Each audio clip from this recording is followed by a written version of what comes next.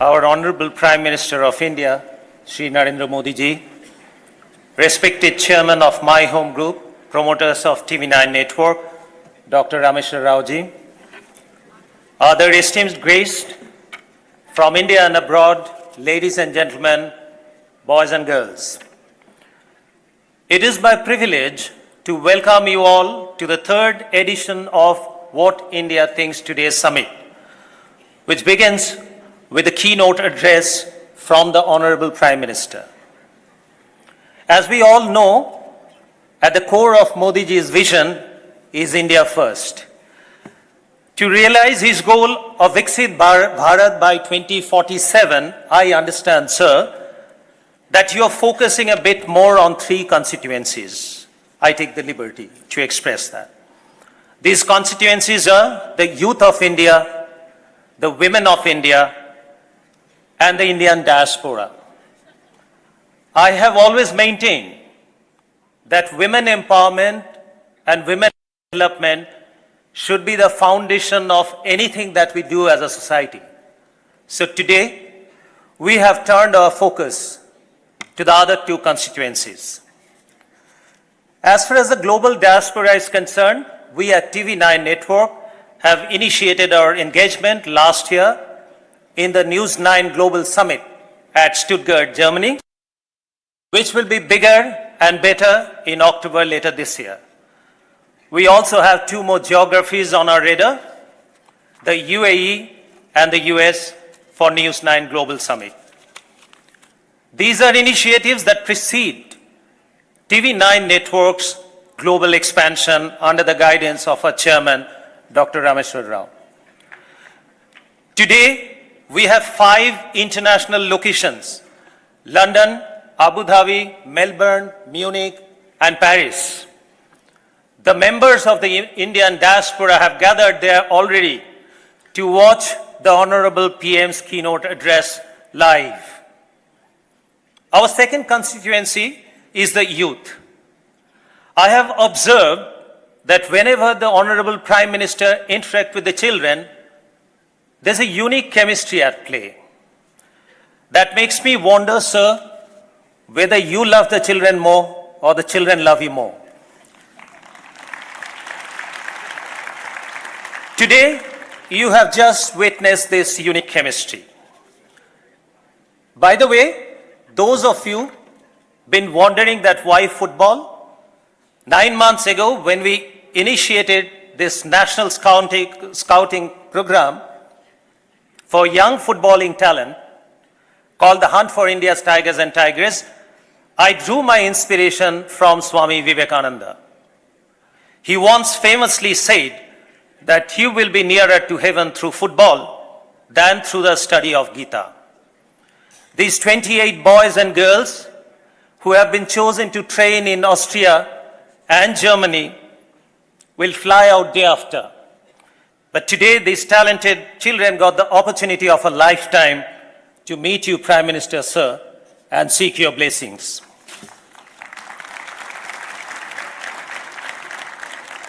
I have no doubt that these young tigers and tigresses, some of them, if not all of them, will eventually bring glory to our country. Modi ji, on behalf of our network, I would like to reaffirm with all humility that we will stay committed to your vision of India First with many such initiatives. But sir, that said, it is quite evident that when you say India First, you never mean India only. Friends, I'm sure all of you have heard Prime Minister's recent conversation with Lex Fridman. Stunning as it was for the variety and depth of subjects it covered, for me personally, it was a masterclass in life and leadership. As I listened to Modi ji's deep thoughts on everything, from spirituality to geopolitical discord, I was reminded once again of the great Swami Vivekananda, who similarly spoke with such clarity and compassion. As you would all recall, the famous speech of Swami Vivekananda at the World's Parliament of Religions in Chicago. It was the first time an Indian inspired the entire world with our value of universal love and brotherhood. So what is it about these great men that gives them this universal appeal?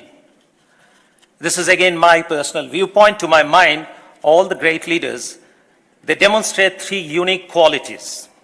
One, high level of intellect that enables them to predict the future from reading current and past trend. Two, they all spoke from their heart with eloquence, and hence their words resonated across the world. And three, they all pursued a higher sense of purpose, which is global good. When I listen to the Prime Minister, I find in his words repeated articulation of a universal vision for shared and collective prosperity. His insistence that leadership is all about serving people makes him a man who has the ear and trust of global leaders even when they are at war with each other. Today, the world sees India as a universal friend, Vishwabandhu. And the Honorable Prime Minister, no doubt, is the tallest and most admired statesman in the world today.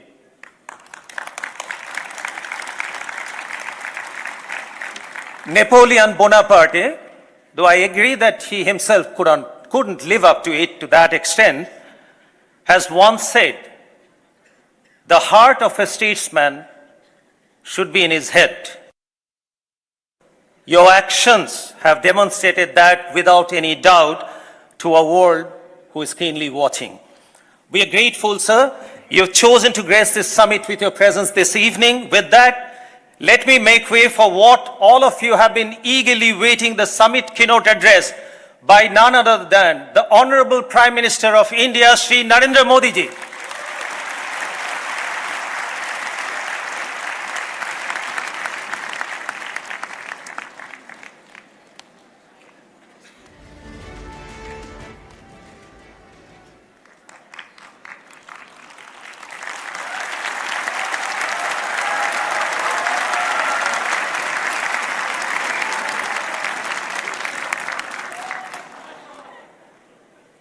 श्रीमान रामेश्वर गारू जी,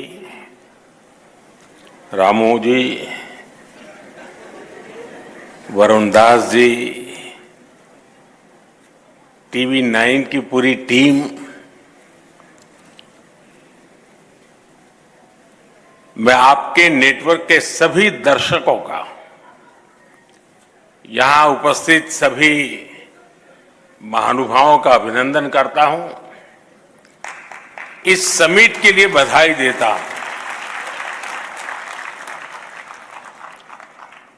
TV 9 network का विशाल regional audience है और अब तो TV 9 का एक global audience भी तैयार हो रहा है।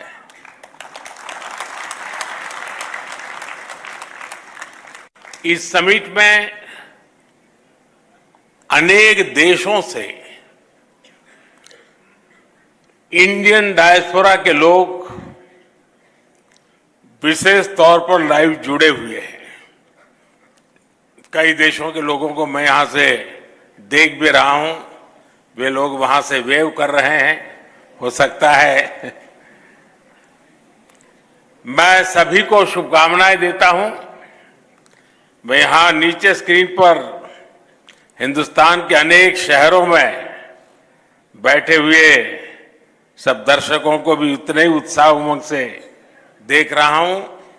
मेरी तरफ से उनका भी स्वागत है। साथियों, आज विश्व की दृष्टि भारत पर है, हमारे देश पर है।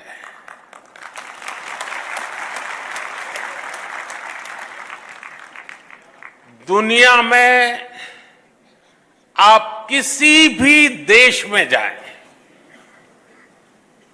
वहां के लोग भारत को लेकर एक नई जिज्ञासा से भरे हुए हैं। आखिर ऐसा क्या हुआ कि जो देश 70 साल में 11वें नंबर की इकोनॉमी बना, वो महज 7-8 साल में 5वें नंबर की इकोनॉमी बन गया।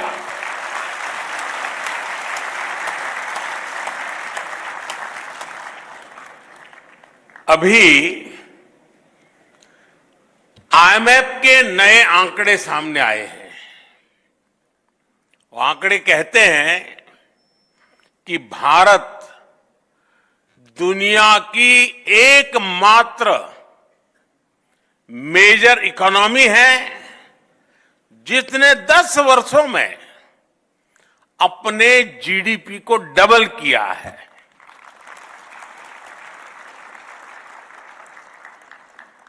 बीते दशक में भारत ने 2 लाख करोड़ डॉलर अपनी इकोनॉमी में जोड़े हैं।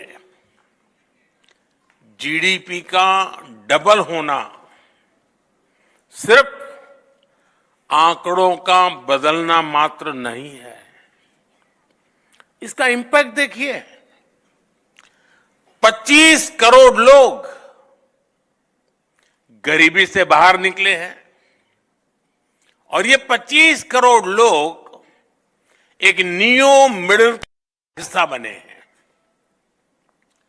ये नियो मिडिल क्लास एक प्रकार से नई जिंदगी शुरू कर रहा है। ये नए सपनों के साथ आगे बढ़ रहा है, हमारी इकोनॉमी में कंट्रीब्यूट कर रहा है और उसको वाइब्रेंट बना रहा है। आज दुनिया की सबसे बड़ी युवा आबादी हमारे भारत में है। ये युवा तेजी से स्किल्ड हो रहा है, इनोवेशन को गति दे रहा है और इन सब के बीच भारत की फॉरेन पॉलिसी का मंत्र बन गया है इंडिया फर्स्ट।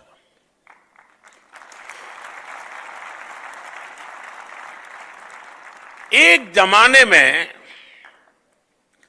भारत की पॉलिसी थी सबसे समान रूप से दूरी बनाकर चलो, इक्वी डिस्टेंस की पॉलिसी। आज के भारत की पॉलिसी है सबके समान रूप से करीब होकर चलो, इक्वी क्लोजनेस की पॉलिसी। दुनिया के देश भारत की ओपिनियन को, भारत के इनोवेशन को, भारत के एफर्ट्स को जैसा महत्व आज दे रहे हैं वैसा पहले कभी नहीं हुआ। आज दुनिया की नजर भारत पर है। आज दुनिया जानना चाहती है व्हाट इंडिया थिंक टुडे।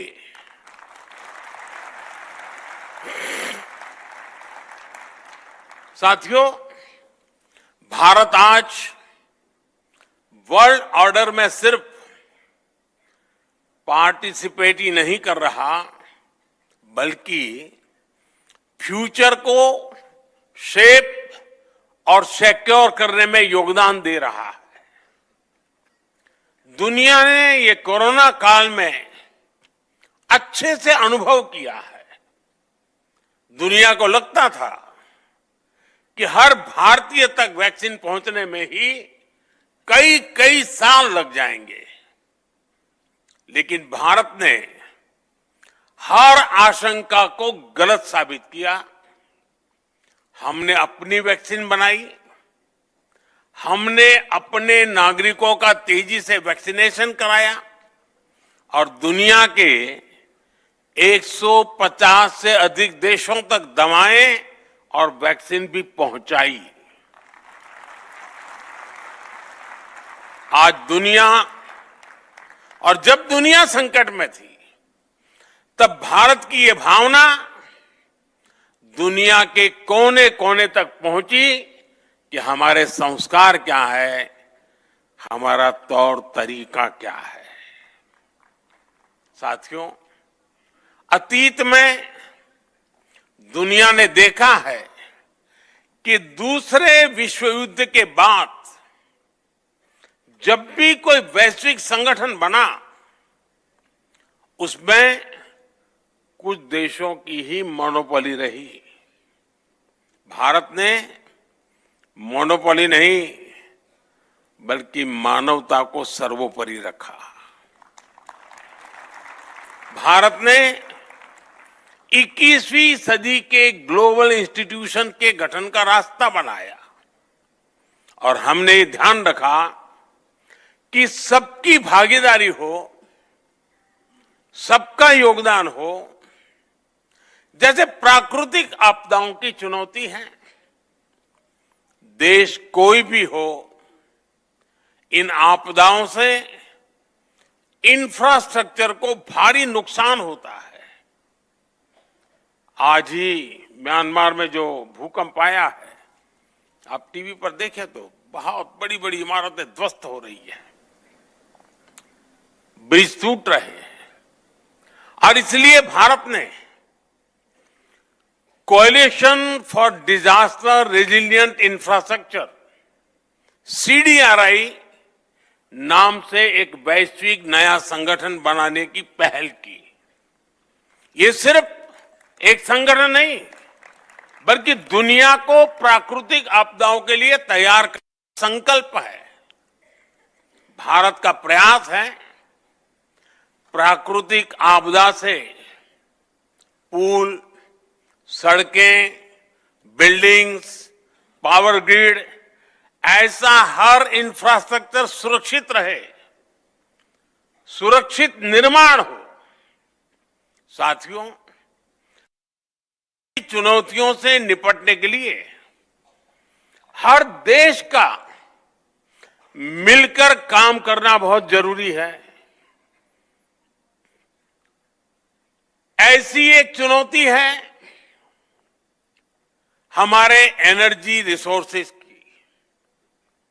इसलिए पूरी दुनिया की चिंता करते हुए भारत ने इंटरनेशनल सोलर अलायंस ISA का समाधान दिया है, ताकि छोटे से छोटा देश भी सस्टेनेबल एनर्जी का लाभ उठा सके। इससे क्लाइमेट पर तो पॉजिटिव असर होगा ही, ये ग्लोबल साउथ के देशों की एनर्जी नीड्स को भी सिक्योर करेगा।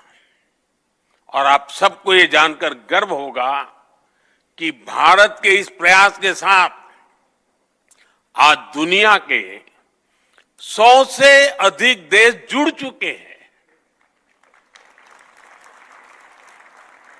साथियों, बीते कुछ समय से दुनिया ग्लोबल ट्रेड में असंतुलन और लॉजिस्टिक्स से जुड़ी चैलेंजेस का सामना कर रहा है।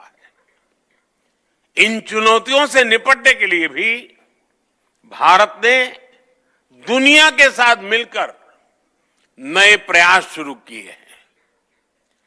India middle east Europe economic corridor IMEC ऐसा ही एक महत्वाकांक्षी प्रोजेक्ट है। ये प्रोजेक्ट कॉमर्स और कनेक्टिविटी के माध्यम से एशिया, यूरोप और मिडिल ईस्ट को जोड़ेगा। इससे आर्थिक संभावनाएं तो बढ़ेगी ही, दुनिया को ऑल्टरनेटिव ट्रेड रूट्स भी मिलेंगे। इससे ग्लोबल सप्लाई चेन भी और मजबूत होगी। साथियों, ग्लोबल सिस्टम्स को अधिक पार्टिसिपेटिव, अधिक डेमोक्रेटिक बनाने के लिए भी भारत ने अनेक कदम उठाए हैं और यहीं पर ही भारत मंडपम में G20 समिट हुई थी। उसमें अफ्रीकन यूनियन को G20 का परमानेंट मेंबर बनाया गया है। ये बहुत बड़ा ऐतिहासिक कदम है। इसकी मांग लंबे समय से हो रही थी, जो भारत की प्रेसिडेंसी में पूरी हुई। आज ग्लोबल डिसीजन मेकिंग इंस्टीट्यूशंस में भारत ग्लोबल साउथ के देशों की आवाज बन रहा है। इंटरनेशनल योगा डे, WHO का global centre for traditional medicine, artificial intelligence के लिए ग्लोबल फ्रेमवर्क, ऐसे कितने ही क्षेत्रों में भारत के प्रयासों ने नए वर्ल्ड ऑर्डर में अपनी मजबूत उपस्थिति दर्ज कराई है। और ये तो अभी शुरुआत है। ग्लोबल प्लेटफॉर्म पर भारत का सामर्थ्य नई ऊंचाई की तरफ बढ़ रहा है। साथियों, 21वीं सदी के 25 साल बीत चुके हैं। इन 25 सालों में 11 साल हमारी सरकार ने देश की सेवा की है। और जब हम व्हाट इंडिया थिंक्स टुडे उससे जुड़ा सवाल उठाते हैं, तो हमें ये भी देखना होगा कि पास्ट में क्या सवाल थे, क्या जवाब थे। इससे टीवी 9 के विशाल दर्शक समूह को भी अंदाजा होगा कि कैसे हम आत्मनिर्भरता से आत्मनिर्भरता तक, एस्पिरेशन से अचीवमेंट तक, डिस्परेशन से डेवलपमेंट तक पहुंचे हैं। आप याद करिए, एक दशक पहले गांव में जब टॉयलेट का सवाल आता था तो माताओं बहनों के पास रात ढलने के बाद और भोर होने से पहले का ही जवाब होता था। आज उसी सवाल का जवाब स्वच्छ भारत मिशन से मिलता है। 2013 में जब कोई इलाज की बात करता था तो महंगे इलाज की चर्चा होती थी। आज उसी सवाल का समाधान आयुष्मान भारत में नजर आता है। 2013 में किसी गरीब की रसोई की बात होती थी तो धुएं की तस्वीर सामने आती थी। आज उसी समस्या का समाधान उज्ज्वला योजना में दिखता है। 2013 में महिलाओं से बैंक खाते के बारे में पूछा जाता था तो वो चुप्पी साध लेती थी। आज जनधन योजना के कारण 30 करोड़ से ज्यादा बहनों का अपना बैंक अकाउंट है। 2013 में पीने के पानी के लिए कुएं और तालाबों के तक जाने की मजबूरी थी। आज उसी मजबूरी का हल हर घर नल से जल योजना में मिल रहा है। यानी सिर्फ दशक नहीं बदला, बल्कि लोगों की जिंदगी बदली है। और दुनिया भी इस बात को नोट कर रही है, भारत के डेवलपमेंट मॉडल को स्वीकार रही है।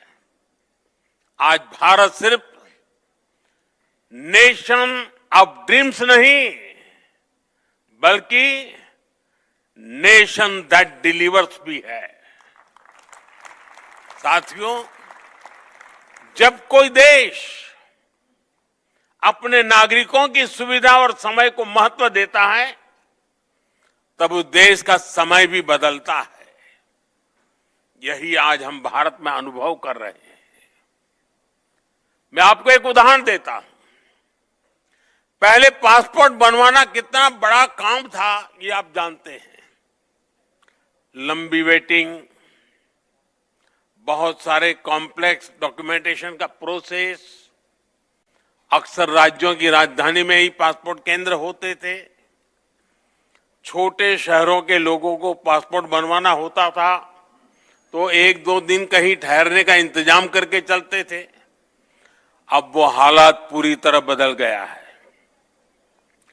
एक आंकड़े पर आप ध्यान दीजिए, पहले देश में सिर्फ 77 पासपोर्ट सेवा केंद्र थे। आज इनकी संख्या 550 से ज्यादा हो गई है। पहले पासपोर्ट बनवाने में, और मैं 2013 के पहले की बात करूं, मैं पिछली शताब्दी की बात नहीं कर रहा हूं, पासपोर्ट बनवाने में जो वेटिंग टाइम 50 दिन तक होता था वो अब 5-6 दिन तक सिमट गया है। साथियों, ऐसी ही ट्रांसफॉर्मेशन हमने बैंकिंग इंफ्रास्ट्रक्चर में भी देखा है। हमारे देश में 50-60 साल पहले बैंकों का नेशनलाइजेशन किया गया, ये कहकर कि इससे लोगों को बैंकिंग सुविधा सुलभ होगी। इस दावे की सच्चाई हम जानते हैं। हालत ये थी कि लाखों गांवों में बैंकिंग की कोई सुविधा ही नहीं थी। हमने स्थिति को भी बदला है। ऑनलाइन बैंकिंग तो हर घर में पहुंचाई है। आज देश के हर 5 किलोमीटर के दायरे में कोई न कोई बैंकिंग टच पॉइंट जरूर है। और हमने सिर्फ बैंकिंग इंफ्रास्ट्रक्चर का ही दायरा नहीं बढ़ाया, बल्कि बैंकिंग सिस्टम को भी मजबूत किया। आज बैंकों का एनपीए बहुत कम हो गया है। आज बैंकों का प्रॉफिट 1,40,000 करोड़ रुपए के नए रिकॉर्ड को पार कर चुका है। और इतना ही नहीं, जिन लोगों ने जनता को लूटा है उनको भी अब लूटा हुआ धन लौटाना पड़ रहा है।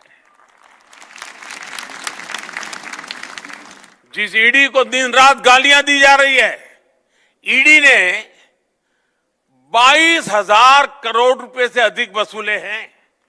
ये कानूनी तरीके से उन पीड़ितों तक वापस पहुंचाया जा रहा है जिनसे ये पैसा लूटा गया था।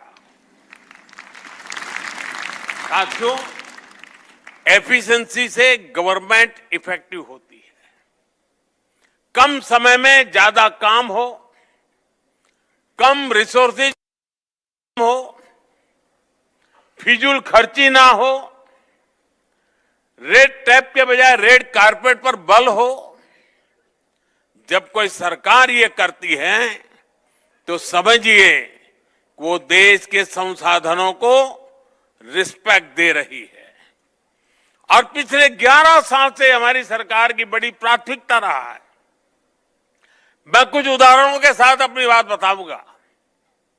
साथियों, अतीत में हमने देखा है कि सरकारें कैसे ज्यादा से ज्यादा लोगों को मिनिस्ट्रीज में एकोमोडेट करने की कोशिश करती थी, लेकिन हमारी सरकार ने अपने पहले कार्यकाल में ही कई मंत्रालयों का विलय कर दिया।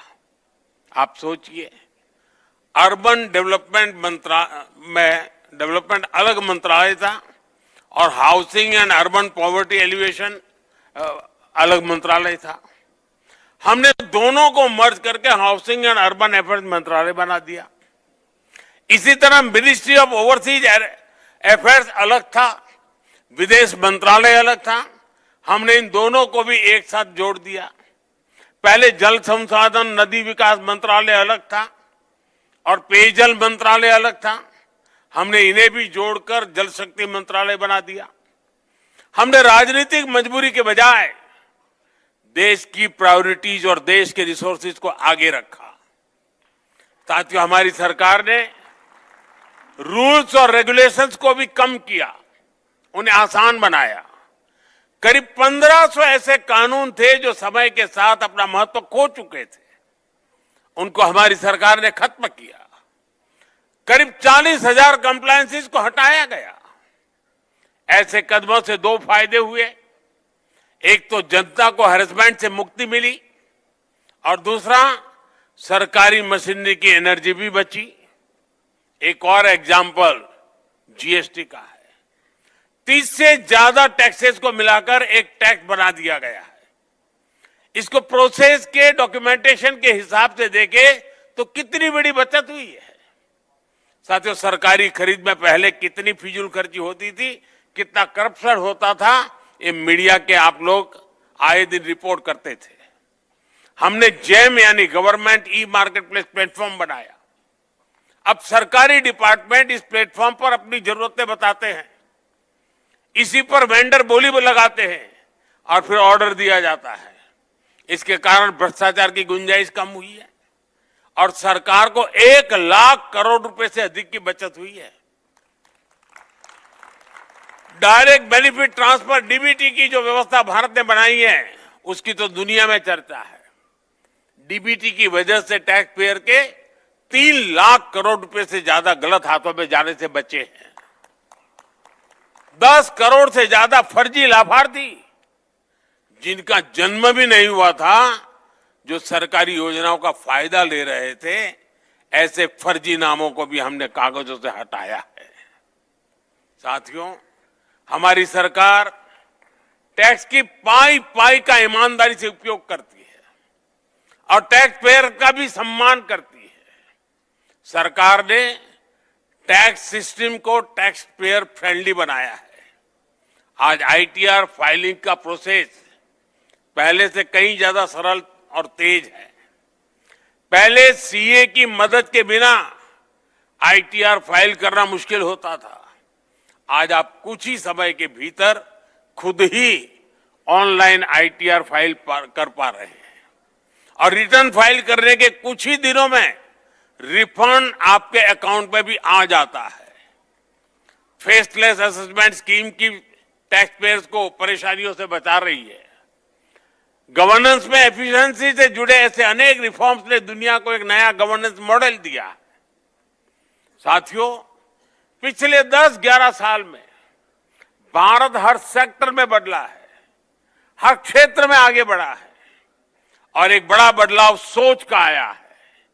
आजादी के बाद के अनेक दशकों तक भारत में ऐसी सोच को बढ़ावा दिया गया जिसमें सिर्फ विदेशी को ही बेहतर माना गया।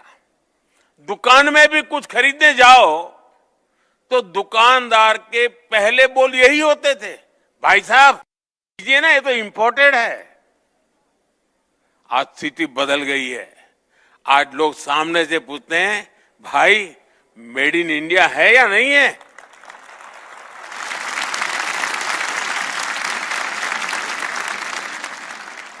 साथियों, आज हम भारत की मैन्युफैक्चरिंग एक्सेलेंसी का एक नया रूप देख रहे हैं। अभी 3-4 दिन पहले ही एक न्यूज आई है कि भारत ने अपनी पहली एमआरआई मशीन बना ली है। अब सोचिए, इतने दशकों तक हमारे यहां विदेशी एमआरआई मशीन ही नहीं थी। अब made in India MRI machine होगी तो जांच की कीमत भी बहुत कम हो जाएगी। साथियों, आत्मनिर्भर भारत और मेक इन इंडिया अभियान ने देश के मैन्युफैक्चरिंग सेक्टर को एक नई ऊर्जा दी है। पहले दुनिया भारत को ग्लोबल मार्केट कहती थी, आज वही दुनिया भारत को एक बड़े मैन्युफैक्चरिंग हब के रूप में देख रही है। ये सक्सेस कितनी बड़ी है, इसके उदाहरण आपको हर सेक्टर में मिलेंगे। जैसे हमारी मोबाइल फोन इंडस्ट्री है। 2014-15 में हमारा एक्सपोर्ट $1 बिलियन तक भी नहीं था, लेकिन एक दशक में हमने $20 बिलियन के फिगर से भी आगे निकल चुके हैं। आज भारत ग्लोबल टेलीकॉम और नेटवर्किंग इंडस्ट्री का एक पावर सेंटर बनता जा रहा है ऑटोमोटिव सेक्टर की सक्सेस से भी आप अच्छी तरह परिचित है। इससे जुड़े कंपोनेंट्स के एक्सपोर्ट्स भी भारत में एक नई पहचान बना रहे हैं। पहले हम बहुत बड़ी मात्रा में मोटरसाइकिल पार्ट्स इंपोर्ट करते थे, लेकिन आज भारत में बने पार्ट्स यूएई और जर्मनी जैसे अनेक देशों तक पहुंच रहे हैं। सोलर एनर्जी सेक्टर ने भी सफलता के नए आयाम गढ़े। हमारे सोलर सेल्स, सोलर मॉड्यूल का इंपोर्ट कम हो रहा है और एक्सपोर्ट 23 गुना तक बढ़ गया है। बीते एक दशक में हमारा डिफेंस एक्सपोर्ट भी 21 गुना बढ़ा है। ये सारी अचीवमेंट्स देश की मैन्युफैक्चरिंग इकोनॉमी की ताकत को दिखाती है। ये दिखाती है कि भारत में कैसे हर सेक्टर में नई जॉब्स भी क्रिएट हो रही है।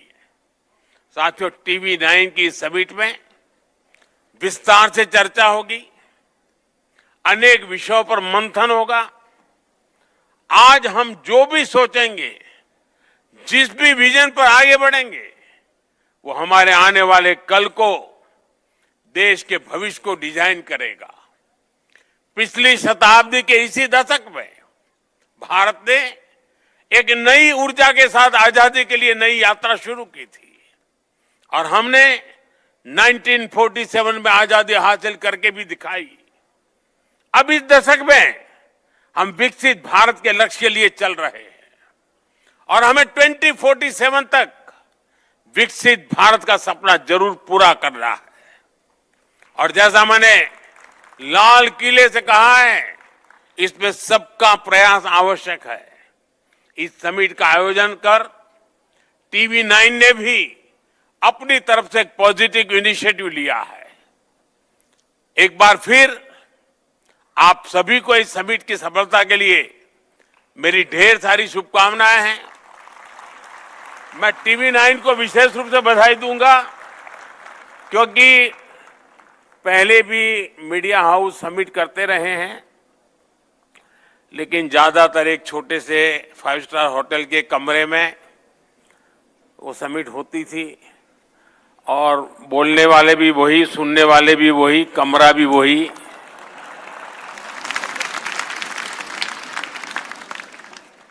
TV9 ने इस परंपरा को तोड़ा और ये जो मॉडल पेश किया है, 2 साल के भीतर भीतर देख लेना, सभी मीडिया हाउस को यही करना पड़ेगा। यानी TV9 थिंक्स टुडे, वो भाग्यों के लिए रास्ता खोल देगा। मैं इस प्रयास के लिए बहुत बहुत अभिनंदन करता हूं आपकी पूरी टीम को। और सबसे बड़ी खुशी की बात है कि आपने इस इवेंट को एक मीडिया हाउस की भलाई के लिए नहीं, देश की भलाई के लिए आपने उसकी रचना की। 50,000 से ज्यादा नौजवानों के साथ एक मिशन मोड में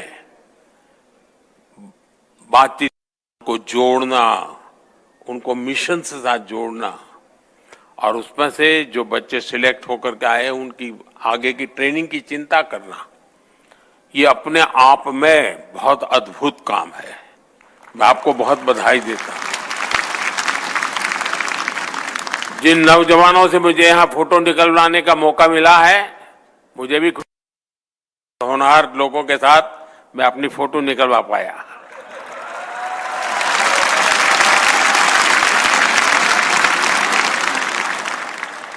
मैं इसे अपना सौभाग्य मानता हूं दोस्तों कि आपके साथ मेरी फोटो आज निकली है।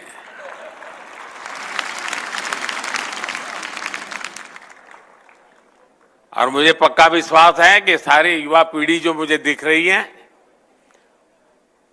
2047 में जब देश विकसित भारत बनेगा, सबसे ज्यादा बेनिफिशियरी आप लोग हैं।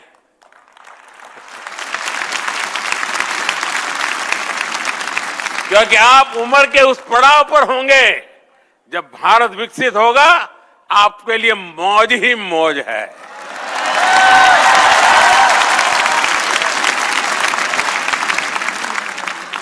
आपको बहुत बहुत शुभकामनाएं। धन्यवाद।